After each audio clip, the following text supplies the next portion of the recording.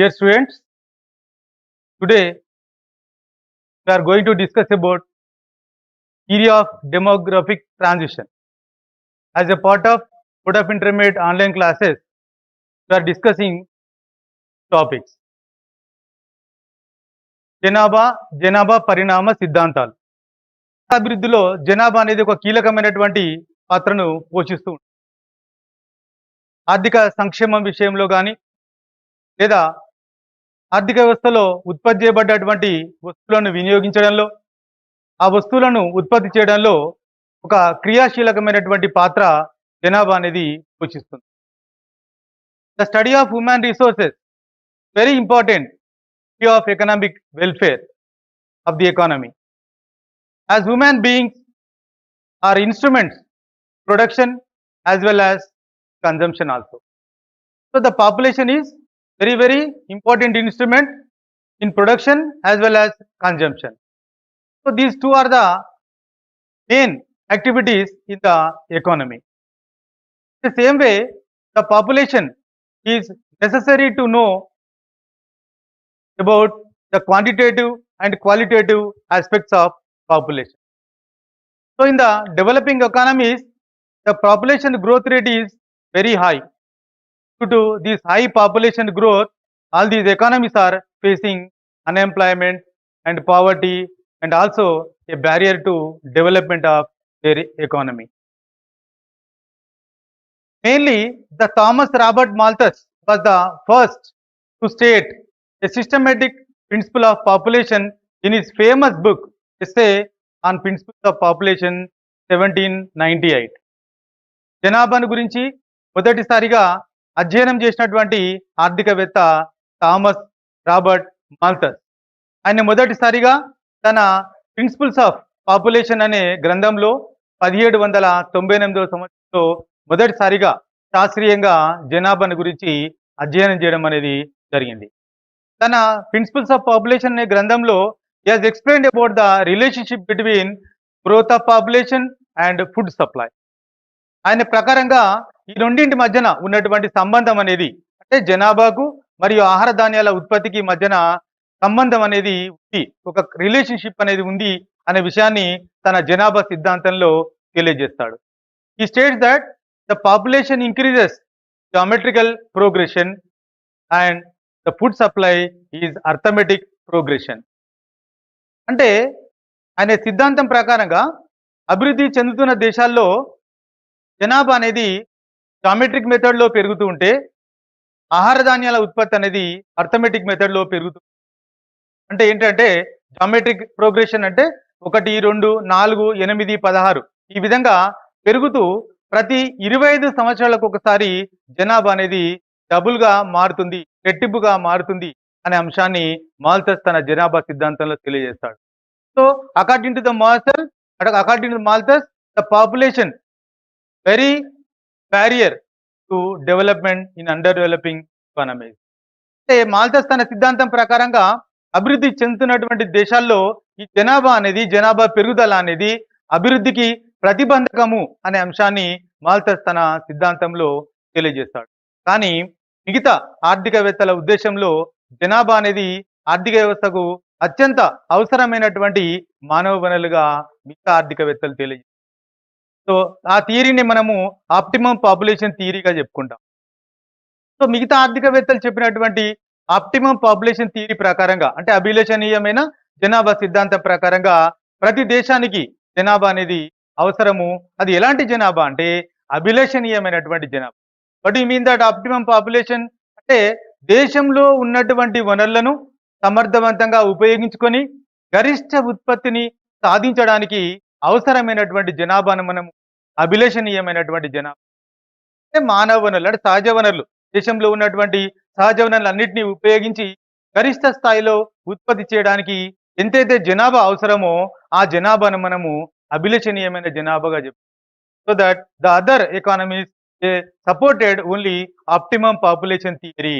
So ఈ విధంగా అభివృద్ధి చెందుతున్నటువంటి దేశాల్లో ఉన్న వనరులన్నీ సమర్థవంతంగా ఉపయోగించబడాలంటే జనాభా అనేది తప్పనిసరిగా అవసరం అనేది ఆర్థికవేత్తల దృష్టిలో మనం చెప్పుకోవచ్చు.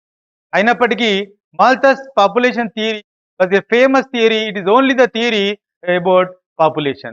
కాబట్టి Malthus is the only economist developed theory in is most refined way. కాబట్టి మాల్థస్ థియరీనే మనము జనాభా సిద్ధాంతంగా చెప్పుకుంటాము. సో దట్ మాల్థస్ కి జనాభా సిద్ధాంతానికి మధ్య ఒక అవినాభావ సంబంధం ఉందనే విషయాన్ని మనం చెప్పు.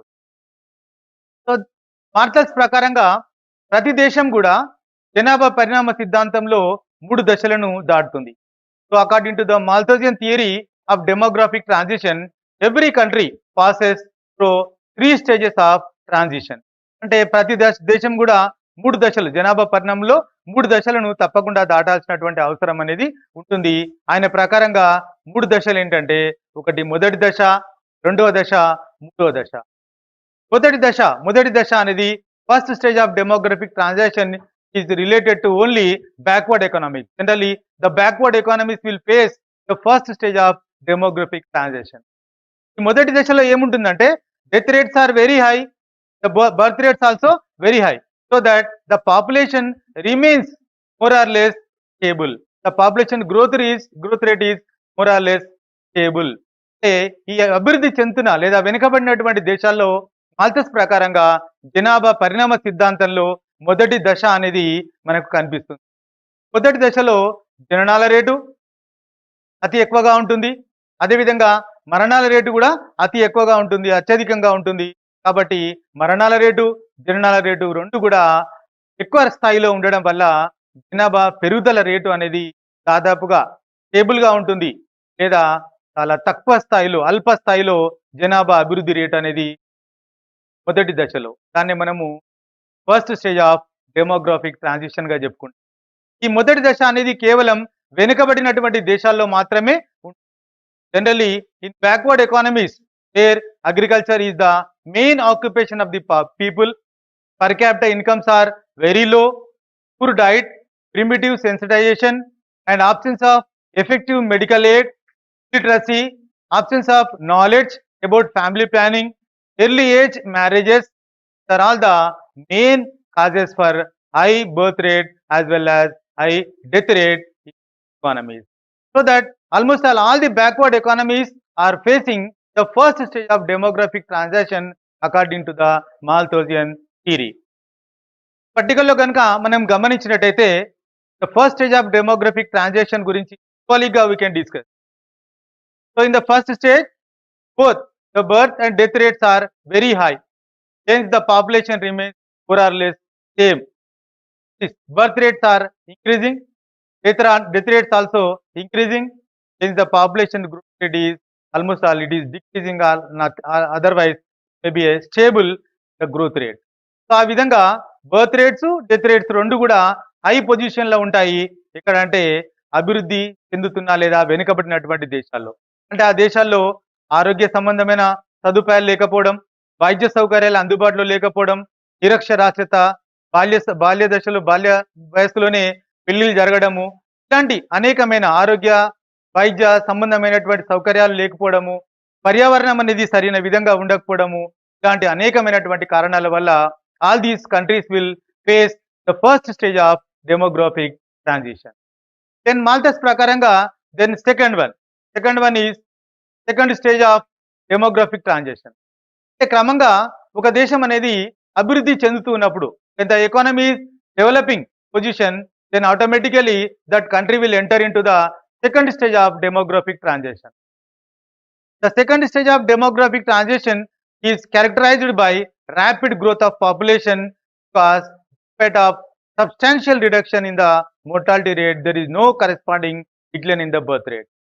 సాధారణంగా ఒక దేశం ఆర్థికంగా అభివృద్ధి అనేది సాధిస్తూ ఉన్నప్పుడు ఆ దేశంలో జనాభా పరిణామ సిద్ధాంతంలో రెండవ దశలోకి అడుగు పెడుతుంది. అంటే కారణం ఏంటి ఇక్కడ అంటే, మొదటి దశ నుండి రెండవ దశలోకి రావడానికి the economy is shifting from first stage to second stage because of only economic development. The beginning of the process of development, the living standard of the people improves, the education expands, medical and health facilities increases, rise in income levels, improve in diet. So economic development also brings all round improvement in the economy. So that when the economy is developing, automatically death rates declines. Death rates decreases, mortality rate decreases, whereas the birth rate continuously rises in the economy.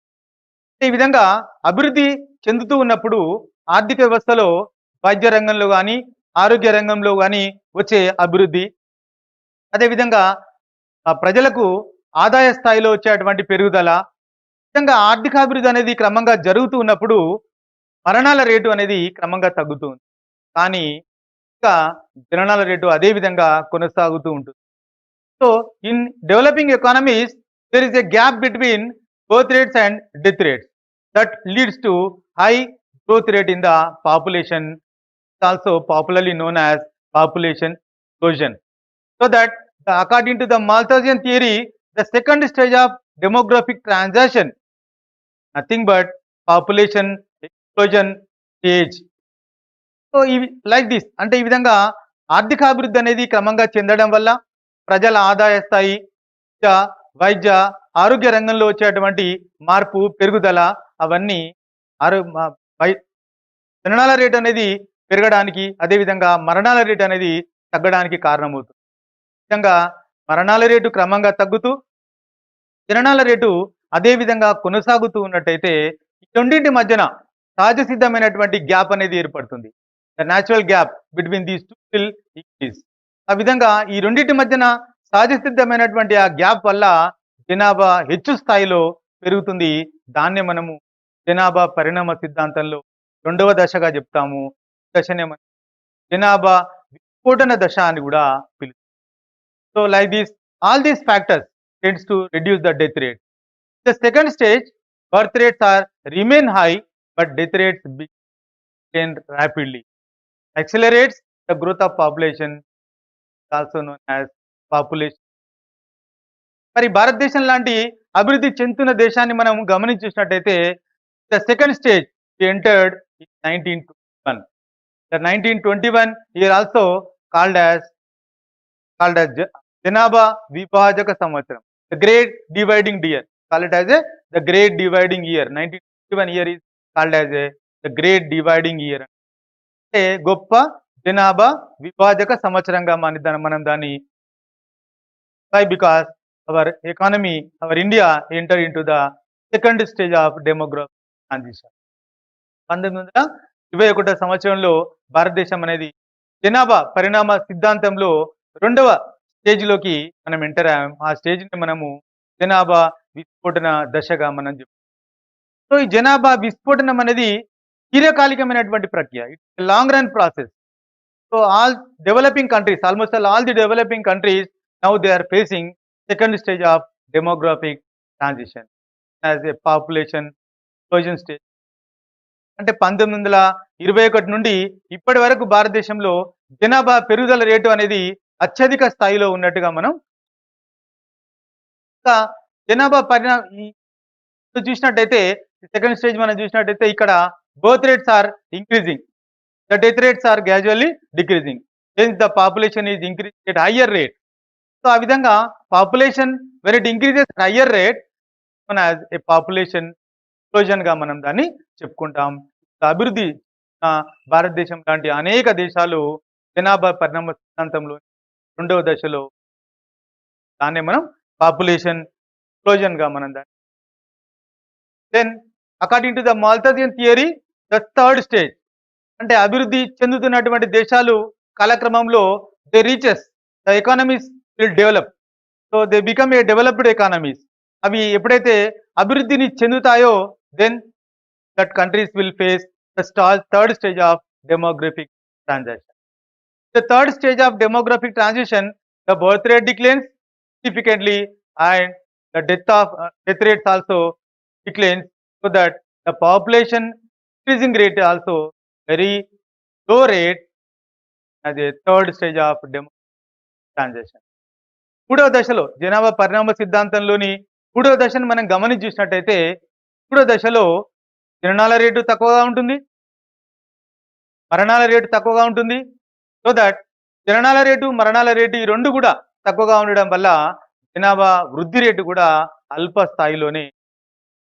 ఎప్పుడు ఈ third stage we will face when the economy becomes a developed economy. Developed economy. Now the America, Germany, Japan, England, all these developed economies, now they are facing third stage of demographic transition. Third stage of demographic transition low, the growth rate of population is less than the 1%, less than the 1%. Now the American economy, the population growth rate is only 0.7%, whereas in India now the population 1.88%, the population growth there in India. So like that, developed economies, the population will growth rate declines continuously because of birth rates are decreasing, death rates also decreasing. The third stage of demographic transition. Economy reaches saturation stage. Literacy rate 100%, incomes are very high.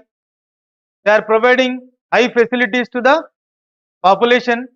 Medical and every health facilities are more in their economy, so that the per capita income and living standards of the people are very high in the developed economies, so that the death rates as well as the birth rates are very low in the economy, so that the population developed economy. So birth rate and death rate both declines the developed economy, so that the growth rate of population is very significant percentage developed economy. That we can also observe in the diagram. The y-axis shows about death rates, birth rates, low, medium and high, that we can represent in the y-axis. The y-axis represents about the time period it represents.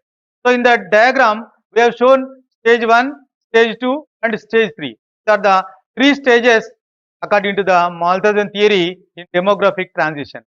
The first stage, the death rates are high, the birth rates also high, the first stage, so that the population growth rate is very low percentage.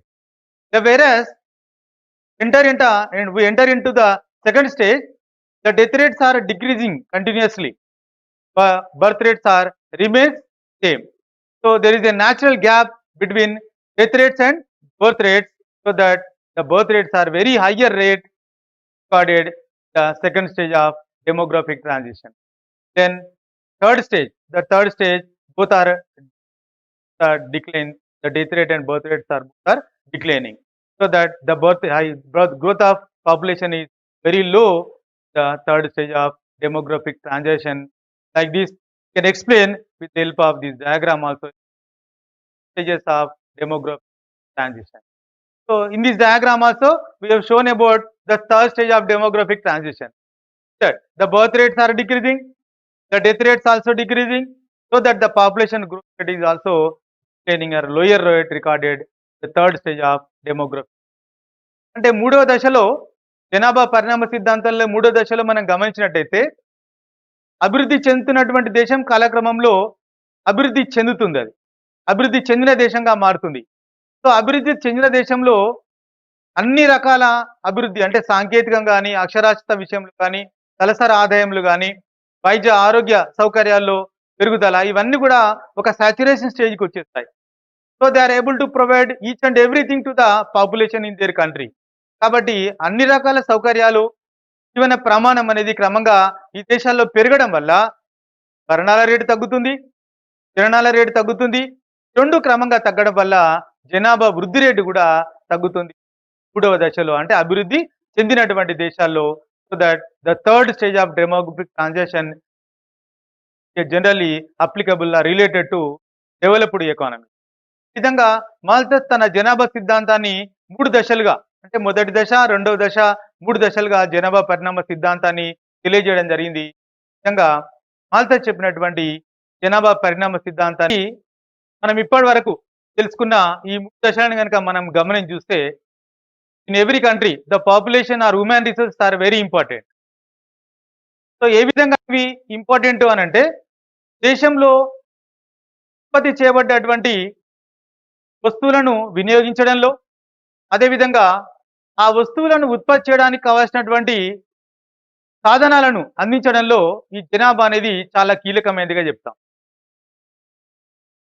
ఏ విధంగా అంటే శ్రమ ఉత్పత్తి చేయడానికి మనకు కావాల్సిన ఏంటి సాధనాలు, ఉత్పత్తి సాధనాలు భూమి, శ్రమ, మూలధనము, వ్యవస్థాపన.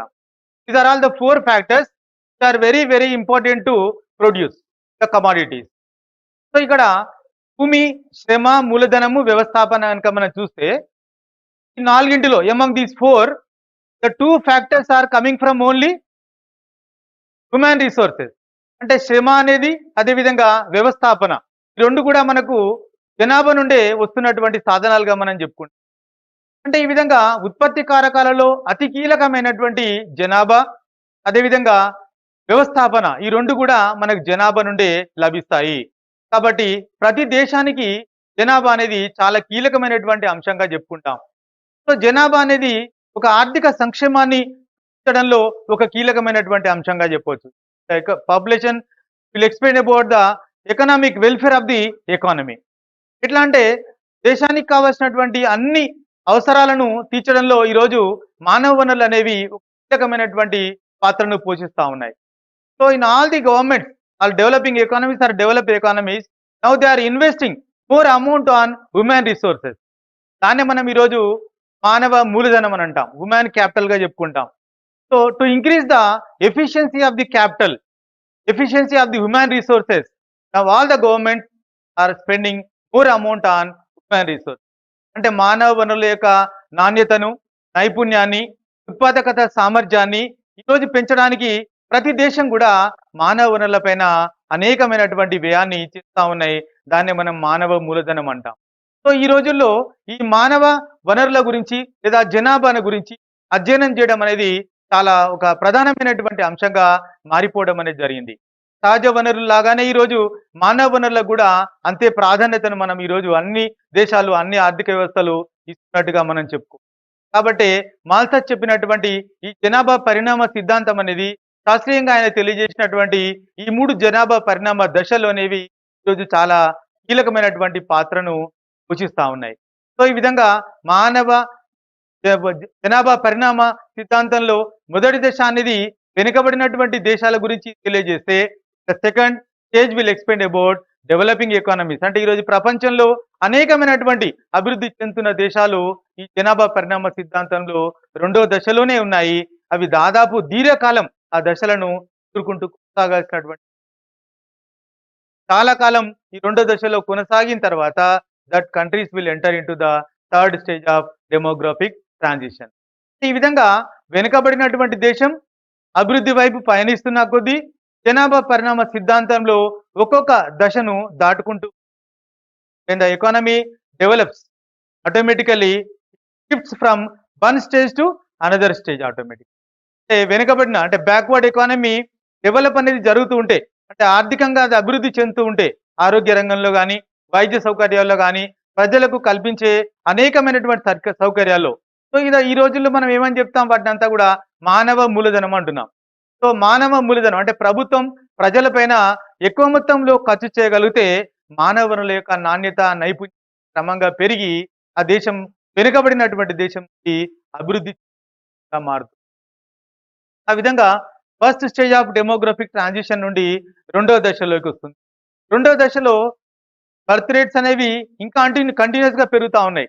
ఎందుకు బర్త్ రేట్స్ పెరుగుతూ ఉన్నాయి అంటే ఈరోజు ఇంకా ఆ దేశంలో అక్షరాస్యత అనేది సంపూర్ణంగా మనం సాధించకపోవడం వల్ల కానీ, లేదా బాల్య వివాహాలు అదే విధంగా కొనసాగడం వల్ల కానీ, స్త్రీ అక్షరాస్యత అనేది తక్కువ స్థాయిలో ఉండడం, తలసరి ఆదాయాలు తక్కువగా ఉండడం, వైద్య రంగంలో అభివృద్ధి అనేది జరగకపోవడం, ఆరోగ్య సంరక్షణ విధానాలను మనం పటిష్టంగా అమలు చేయకపోవడం, అదేవిధంగా కుటుంబ నియంత్రణకు సంబంధించినటువంటి పరిజ్ఞానం కానీ, వాటికి సంబంధించినటువంటి సమాచారం కానీ ప్రజలకు కూడా సరిగా లేకపోవడం, ఇలాంటి అనేకమైనటువంటి కారణాల వల్ల ఇంకా కూడా ఆ దేశాల్లో జననాల రేటు అనేది ఆ విధంగా రెండవ దశలో అంటే మరణాలు అనేవి తగ్గుతూ ఉన్నాయి.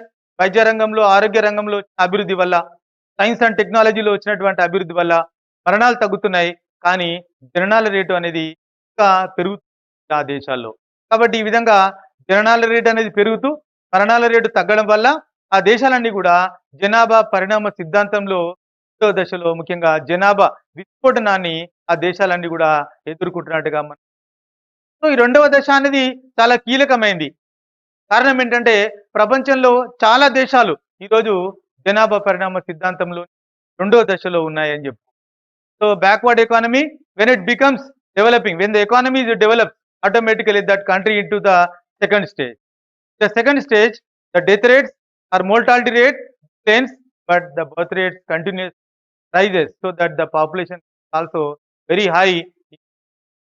అంటే ఆ విధంగా రెండో దశ అనేది దీర్ఘకాలం కొనసాగిన తర్వాత అభివృద్ధిలో అది పూర్తి స్థాయి ఆర్థికంగా అభివృద్ధిని సాధించి అది ప్రజల తలసరి ఆదాయంలో గణనీయమైనటువంటి పెరుగుదల కానీ, జీవన ప్రమాణంలో వచ్చేటువంటి పెరుగుదల కానీ, విధంగా దేశం అనేది ఆర్థికంగా అభివృద్ధి అనేది సాధించిన తర్వాత జనాభా పరిణామ థర్డ్ స్టేజ్ ఆఫ్ అవుతాము. That is only develop economy the third stage of demographic transaction. మూడో దశలో already we discuss that the birth rates and death rates both will decline, so that the population group also very low percentage. అదే మనం third stage of demographic transition. So ఈ దేశాలు అభివృద్ధి చెందిన దేశాలు, ముఖ్యంగా అమెరికా, జర్మనీ, జపాన్, ఇంగ్లాండ్ లాంటి దేశాలు now they are facing third stage of demography according to the theory. ముఖ్యంగా వెనుకబడిన దేశాలు, అభివృద్ధి చెందుతున్న దేశాలు, దెన్ అభివృద్ధి చెందిన దేశాలు. ముఖ్యంగా ప్రపంచంలో ప్రతి దేశం కూడా మాల్థస్ ప్రకారంగా ఈ దశలను దాటుకుంటుంది. According to the Malthus every country should possess these three stages of economic demographic transition. ముఖ్యంగా జనాభా పరిణామ సిద్ధాంతం అనేది ఒక ముఖ్యమైనటువంటి అంశంగా